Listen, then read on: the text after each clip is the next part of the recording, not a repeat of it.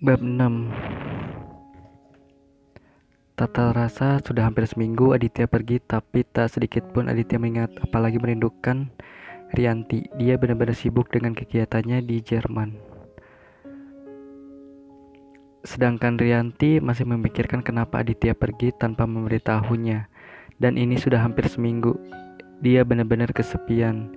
Dia rindu suaminya yang dingin, dia rindu suaminya. Rianti pun sudah berani untuk menghubungi nomor HP Aditya, tapi nomornya tidak pernah tersambung, begitu dengan HP Johan. Kemana kamu, Dit?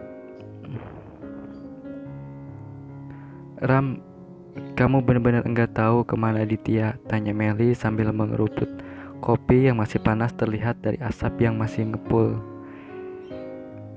Ya benerlah, mas aku bohong, jawab Rama. Lagian ngapain sih? Nyariin Adit, udah punya bini tuh orang, lanjut Rama. Emangnya kenapa kalau dia udah punya bini? Gak ada larangan kan suka sama suami orang, kata Meli sengit.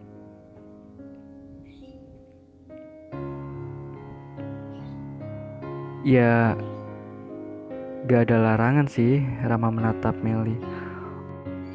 Orang gue juga suka sama istri orang juga, ucap Rama, namun hanya dalam hati.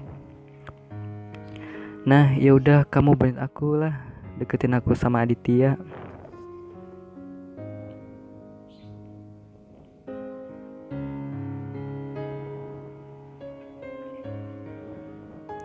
Dulu kamu yang ngebet buat pergi, sekarang kamu juga yang ngebet buat kembali sama Aditya. Aneh.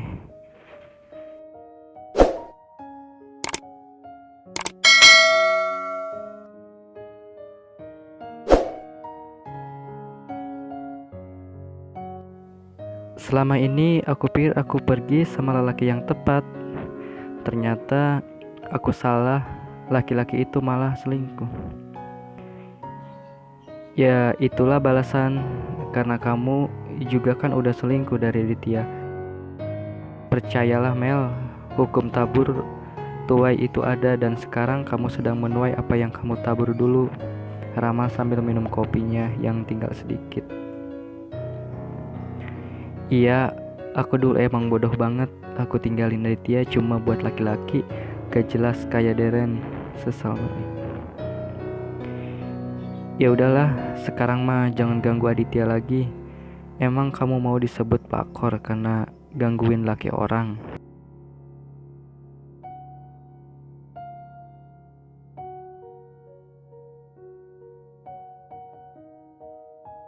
Terserahlah, orang mau sebut aku pelakor atau apa. Yang jelas aku ingin Aditya kembali padaku. Terserahlah, bentak Rama jengkel, lalu bangun dari kursinya. Kamu mau kemana, Ram? Ada urusan, sambut Rama sambil berlalu.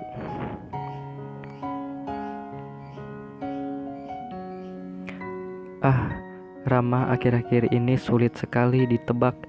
Entah apa yang dia lakukan, gumam Meli jarinya sambil menekan layar HP yang mencari nomor Aditya lalu berusaha menghubunginya.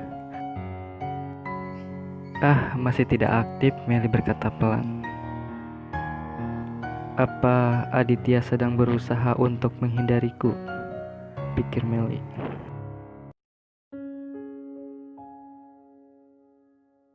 Jika benar begitu, kamu tidak akan bisa, Dit. Aku akan terus berusaha untuk mendapatkanmu lagi. Kamu harus kembali padaku. Aku tidak peduli dengan istrimu karena aku tahu kamu tidak mencintai wanita itu, gumam Meli menampakkan wajah liciknya. Aku pasti akan mendapatkanmu lagi, Dit, lanjutnya. Rianti sudah benar-benar cemas karena Aditya tidak menghubunginya sama sekali.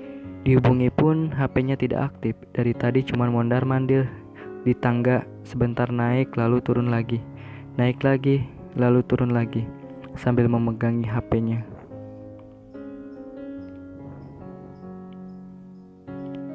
Maaf Bu, ada tamu. Tiba-tiba Siti, pelayan rumahnya, datang mengagetkan Rianti. Siapa? Tidak tahu Bu, katanya teman Bapak. Ya sudah, suruh masuk, Rianti sambil berjalan ke ruang tamu.